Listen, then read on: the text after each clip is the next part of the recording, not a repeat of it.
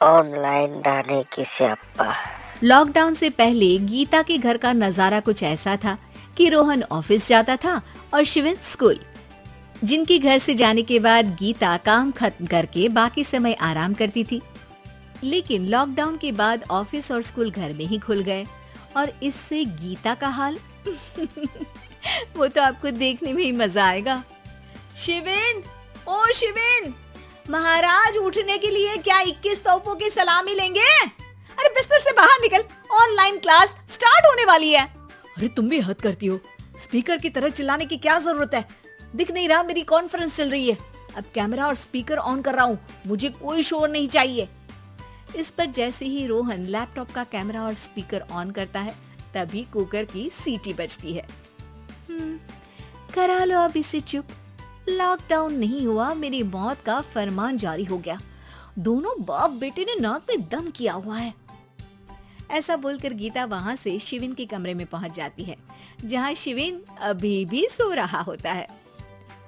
ओ आलसी, अब अगर 5 मिनट में नहीं उठाना तो आज तेरा गेम और यूट्यूब कैंसिल। माँ की बात सुनकर शिविन बिना 1 मिनट गंवाए उठ खड़ा होता है। उठ गया, अभी नहाकर भी आता हूँ। ये नाटक कहीं और, मुंह पर गीला कपड़ा मार और पढ़ने बैठ। शिविन की ऑनलाइन क्लास स्टार्ट हो जाती है, जिस पर गीता उसे वहां बिठाकर रसोई में चली जाती है। थोड़ी देर में उसे कमरे से कुछ आवाज सुनाई देती है, जिसे सुनकर वो कमरे में वापस आती है। हाय राम, तुझे क्लास अटेंड करने के लिए बोला था, कैमरा ऑफ करके बिस्तर पर नाचने के लिए नहीं बोला था।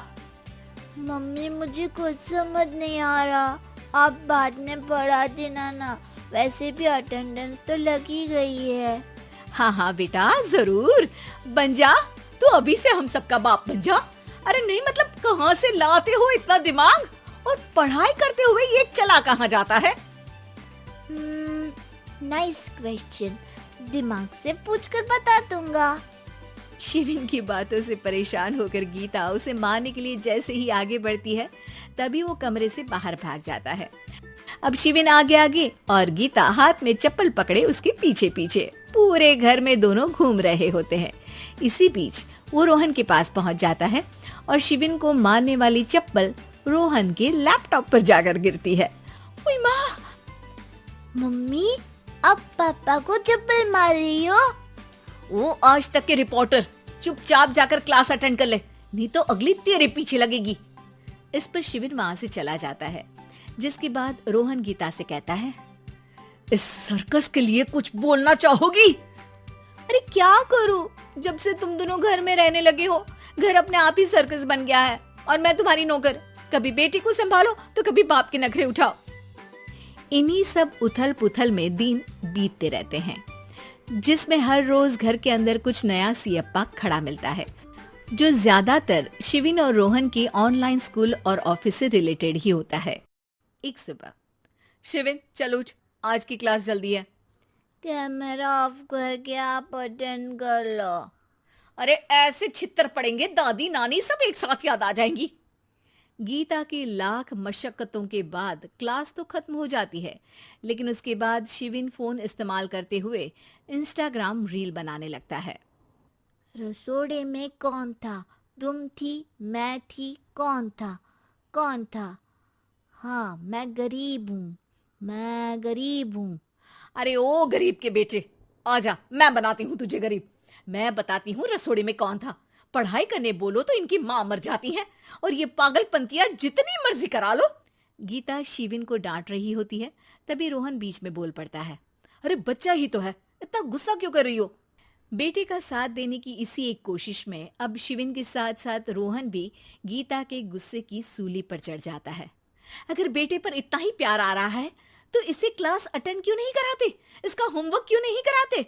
उस समय तो बहुत जल्दी मीटिंग आ जाती है, वो काम मैं करूं और यहाँ इस बेफिजुली की चीज में तरफदारी करके बन जाओ महान। हे भगवान, कोई तो इनके ऑफिस और स्कूल खुलवाओ, मैं इन्हें और घर में नहीं सह सकती। अरे कुछ और मांग लेती, क्योंकि तुम्हारी ये विश इस साल तो पूरी होने से रही, कोरोना। हाय नास पिटे ने जिंदगी ही बर्बाद कर दी। खाए कोई पचाए कोई, कल मुझे चुन चुन कर सबको मेरी बद्दुआ लगेगी। उन्होंने दुनिया का और इन बाप बेटे दोनों ने मेरा जीना मुश्किल कर दिया। गीता वहां से चली जाती है। जिसके बाद रोहन शिविन से कहता है, अरे तुम्हारी मम्मी इतनी भड़की हुई क्यों है? आपकी वजह से पूरा समय घर में रहते हो और उस पर कोई काम कराने की जगह बस ऑर्डर देते रहते हो। अच्छा बेटे, सारा इल्जाम मुझ पर? पूरा दिन तो वो तुम पर ही चिल्लाती है। हाँ, मतलब दोनों का 50-50 है, कुछ करना पड़ेगा। वो कहते ना, make the best out of worst. I have an idea. वैसे तुम्हारी माँ सही कहती है, बहुत जुबान चलाने लगे हो, कम बोला करो। अगली सुबह रोहन और शिविन अपनी गलती को सुधारने के लिए गीता के उठने से पहले घर का आधा काम खत्म कर देते हैं, जिसे देखकर गीता खुश हो जाती है और फिर बाकी बचा काम वो तीनों मिलकर पूरा कर लेते हैं। जिसके बाद अब वो सब मिल बांट कर हर काम में एक दूसरे की मदद करते हुए लॉकडाउन का मजा लेने लगते हैं।